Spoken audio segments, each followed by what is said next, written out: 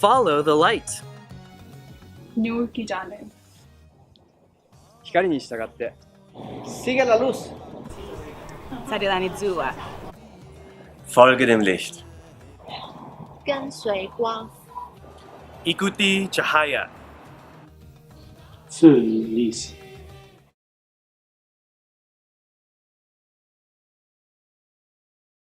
دنبال کردن نور. வெளிச்சத்தை பின்தொடருக.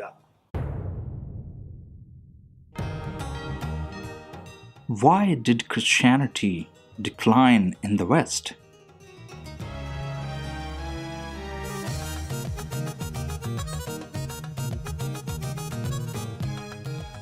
What is the Christian response to other faiths in the 21st century?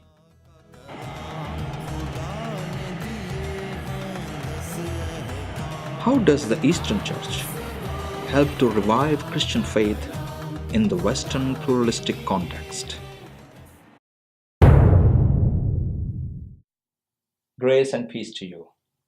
I am Eric Sarwar, your host for Light from the East Show.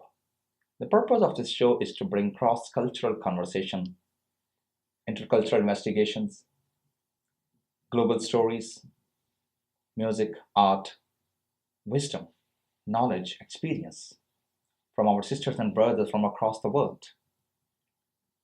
Today we are honored to have Reverend Dr. Johnson Thomaskutty. He is an associate professor of New Testament at Union Biblical Seminary in Pune, India. Dr. Johnson is visiting USA as a Global Research Institute scholar and is working on his new work.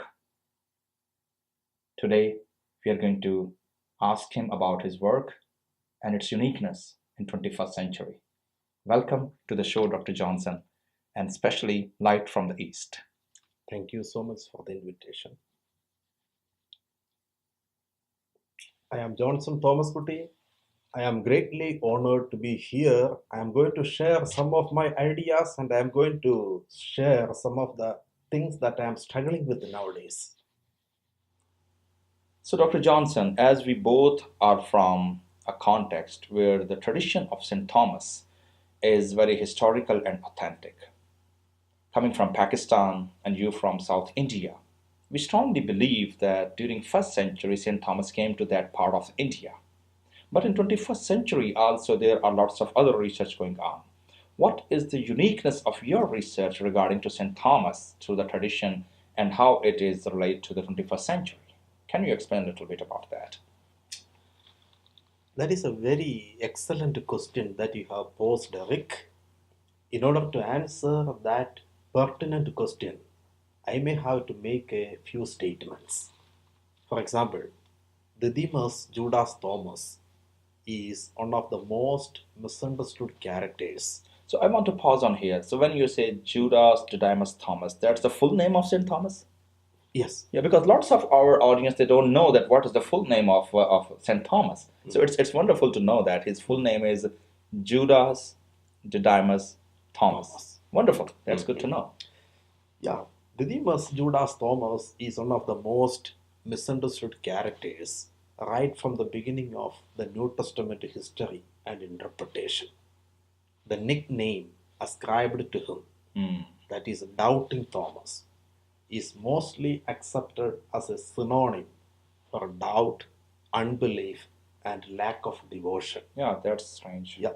The general tendency of studying the character from the New Testament or from the Apocrypha or from the historical traditions independently from one another led the interpreters away from the broader understanding of the character called Thomas.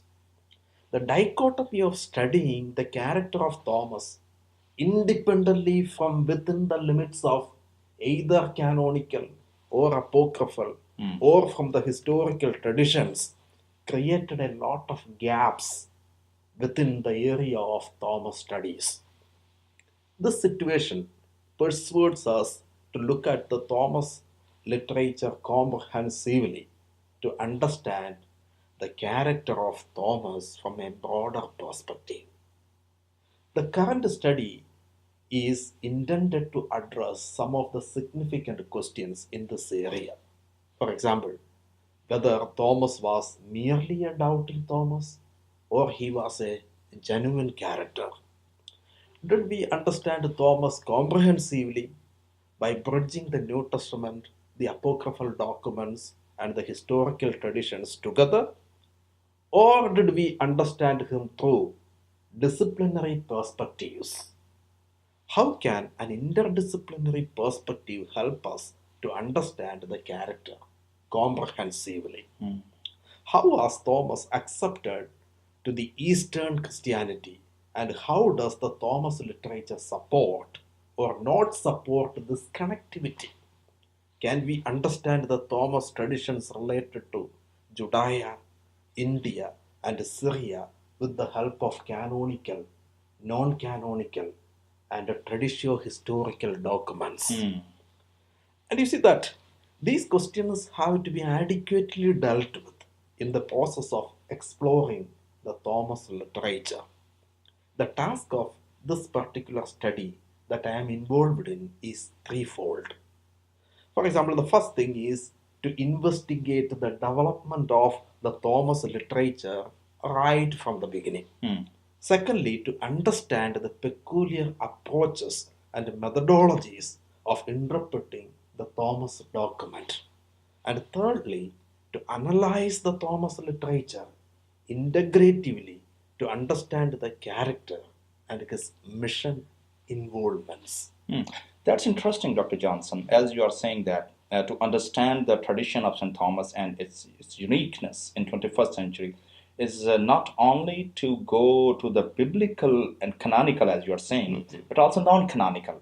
And sometimes we, as a student of biblical studies in the New Testament, sometimes we say, oh no, we don't go to the other documents. We have to focus on the Bible. But that's really helpful to understand. That how these approaches are going on, and through your work we really appreciate that. We are looking forward very much to see what's going on. Thank you. So thank you very much. Thank you.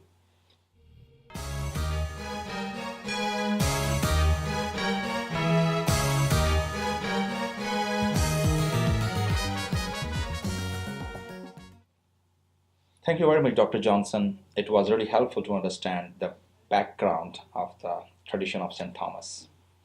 My second question to you is, what is the specialty of your research and what is its relevance in today's context? Again, your question is very significant, Eric. If I talk about the relevance of the study, that can be stated in the following statements. For example, firstly, the existing studies on Thomas are based on disciplinary approaches. For example, either from the biblical or from the apocryphal or from the traditio historical standpoints. These approaches do not provide us a comprehensive approach to the historical person Thomas and his mission initiatives. But a change is visibly broached by James H. Charlesworth through his groundbreaking work, The Beloved Disciple, whose witness validates the Gospel of John. Charlesworth goes beyond the existing propositions and suggests a new paradigm in Thomas studies by combining the biblical, apocryphal, and traditio historical aspects together.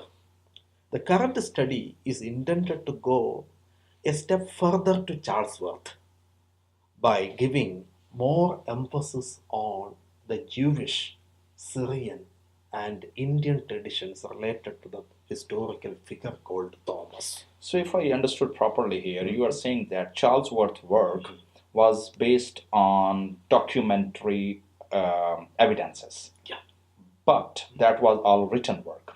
But the further step, which you are taking also, is not only written historical work, but also oral traditional history also. So you are bringing that one also. Yes, definitely. Okay, that's interesting. Yeah. So again, when we go up to the second point of the relevance. The study takes the Thomas communities of India and the related scholarly contributions into consideration. In that way, the study looks beyond the universal interpretative tendencies, the usual interpretative tendencies. And the third thing is how the Johannine and other canonical traditions help us to understand the Thomas traditions of India. That is a significant question I pose here. Or do the traditions of India distancing itself from that of the New Testament understanding of Thomas? Answering these questions will help us to understand the relationship between the New Testament traditions and the Indian historical traditions. So, if I understood properly from your statements, so it means you are saying that Indian tradition is adding something already in existing tradition or in existing documents. What do you think? Was not explored before your work, or how you explain that actually to our audience as well? That how what is the important, what is the contribution of Indian tradition in already canonical and non-canonical tradition of about Saint Thomas? Yeah, that is again significant that to answer those questions. Okay, it will take a lot of time to go in detail into those aspects of study. But what I can say is that what so far done in Thomas studies is usually people look at those things independently, either from the canonical or non-canonical or from the historical traditions. But what I am trying to say here is we need to bring all these areas together in order to get the holistic understanding of Thomas, the comprehensive understanding of Thomas. When we come to the comprehensive and holistic understanding of Thomas, we can figure out many things in an entirely different way. That is what my point of view is. Okay, so you are collecting all these puzzles. Yes, which definitely. are historical, which are canonical, non-canonical, traditional, oral, written, and you're bringing all these puzzles to show the fulcrum of the picture of the tradition of Saint Thomas. That's interesting. That's really worth to read. Again, let me say that this is my attempt, and also you see that we have already seen several studies on Didymus Judas Thomas from the Western scholarly circles. And a comprehensive study that focuses on St. Thomas and the Thomas traditions from the Eastern context is a genuine need of the time. Okay, the need to build the Thomas scholarship by bridging the Eastern and the Western perspectives and by interlocking the canonical, the extra canonical, and the traditio-historical evidence is one of the genuine needs of the time. That is what I think. Great. But that is not yet explored in the scholarly circles. So it means that we are an appropriate show because it's a light from the East. Yes, so right. bridging between East and West and all this tradition. Definitely. Great. Thank you very much.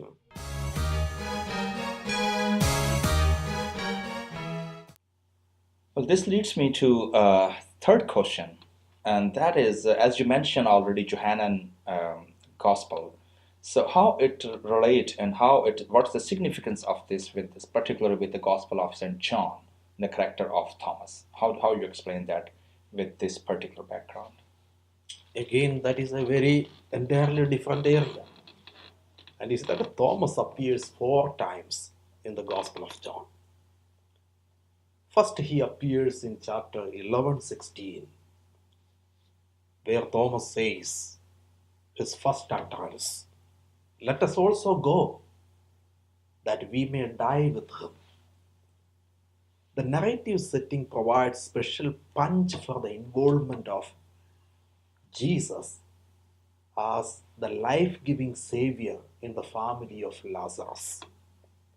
A reader who sinks deep into the narrative details later on realizes that it is not a story of Lazarus' death and resurrection, but as one of Jesus.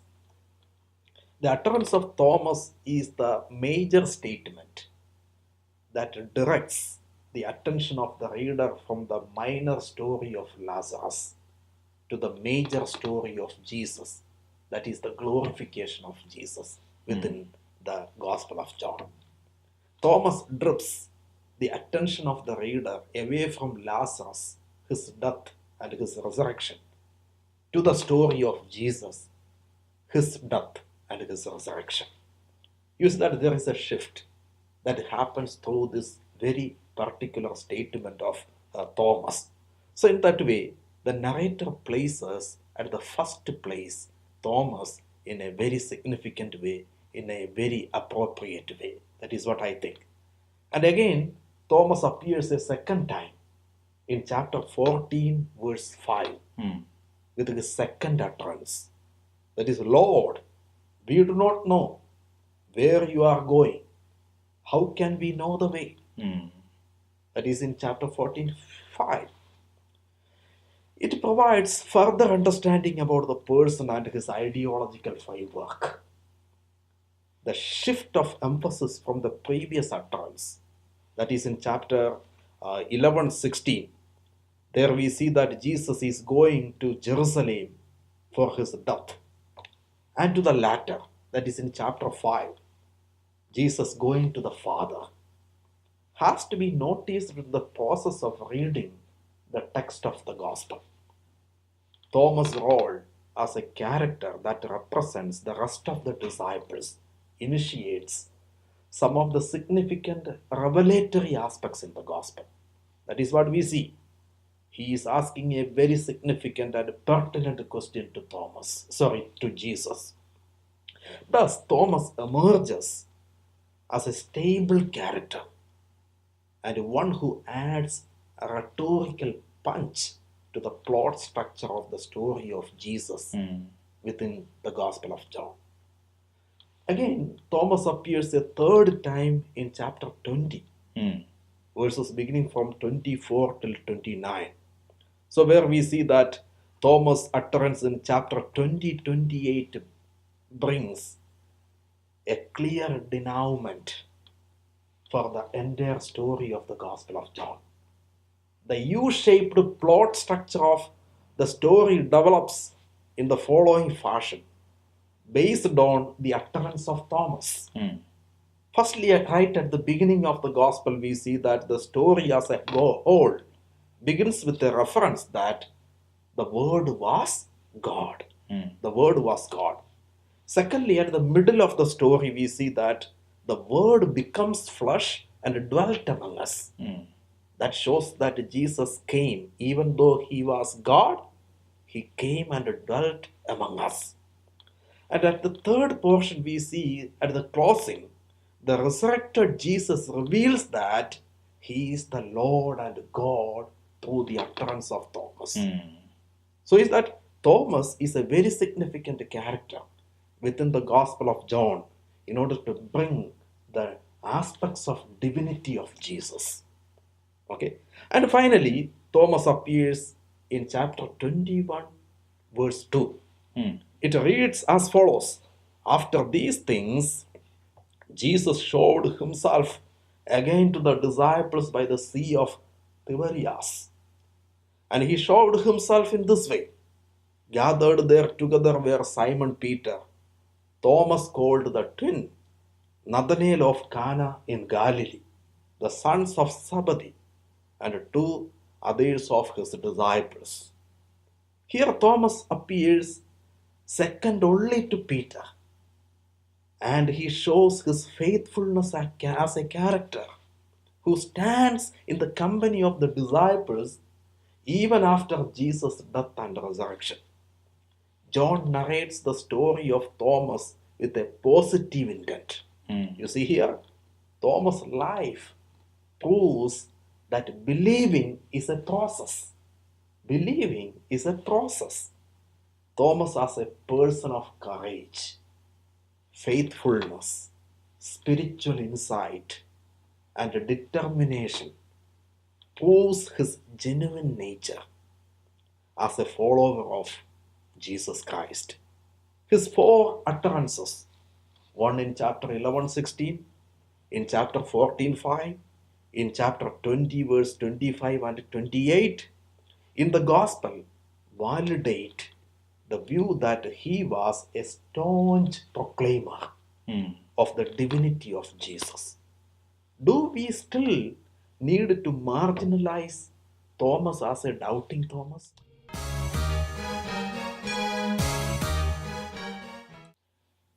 So, Dr. Johnson, can you give us a brief information about how St. Thomas tradition concerning from the East connect with the West, and how it is a relevance to the Indo-Pak context? Again, significant question. And let me give you a little description with regard to that. The first and the foremost apocryphal document that I suggest is the Acts of Thomas. The Acts of Thomas is explicit in informing the reader the Apostle Thomas came to India.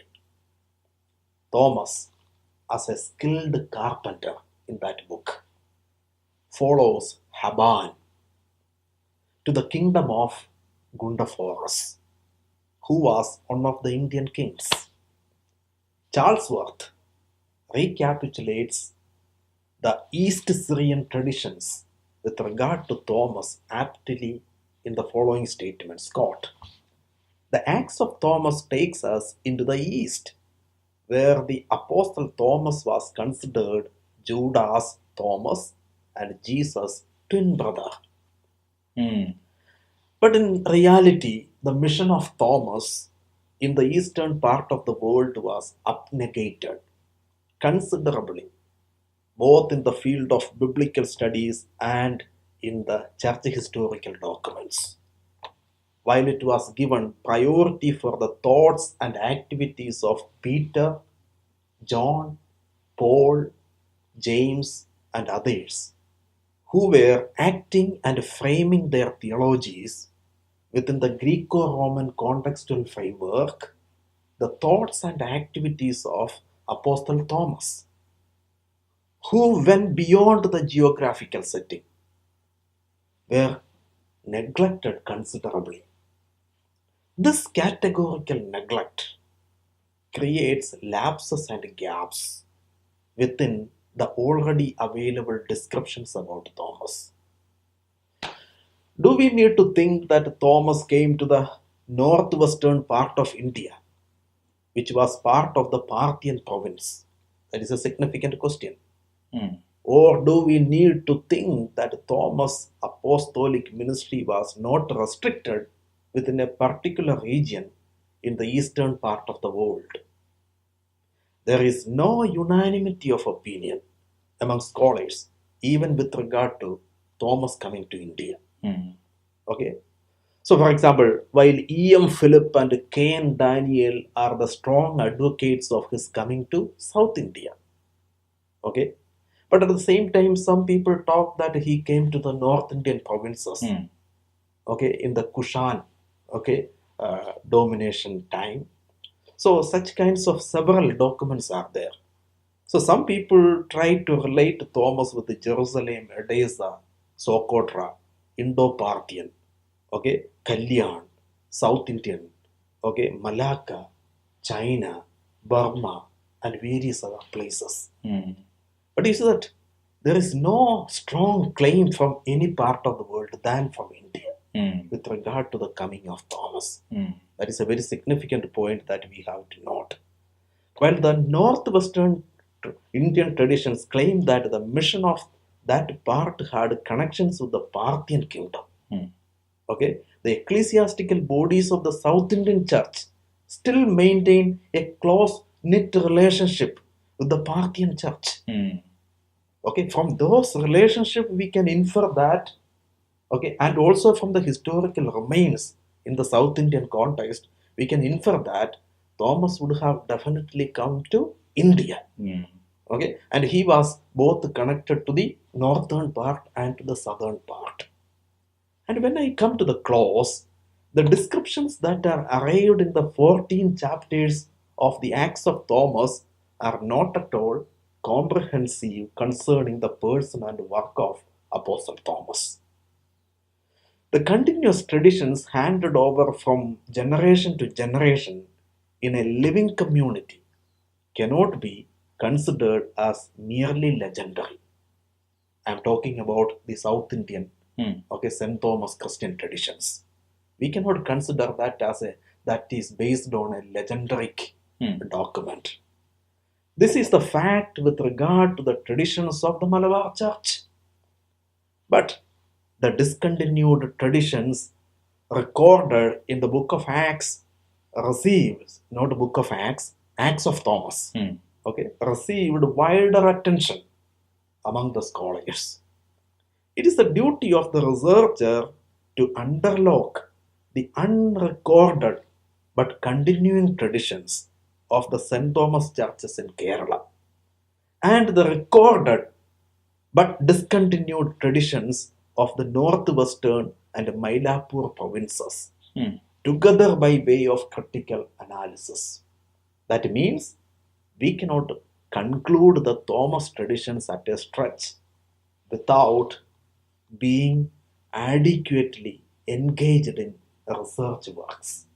That is my position. Wonderful. Thank you very much. Thank you very much, Dr. Johnson, for joining us at Light from the East show and bringing the historical tradition of St. Thomas from Indian context. This is the purpose of the Light from the East, to bring cross-cultural conversation. So keep watching and praying for more wisdom and knowledge from Light from the East show. God bless all of you.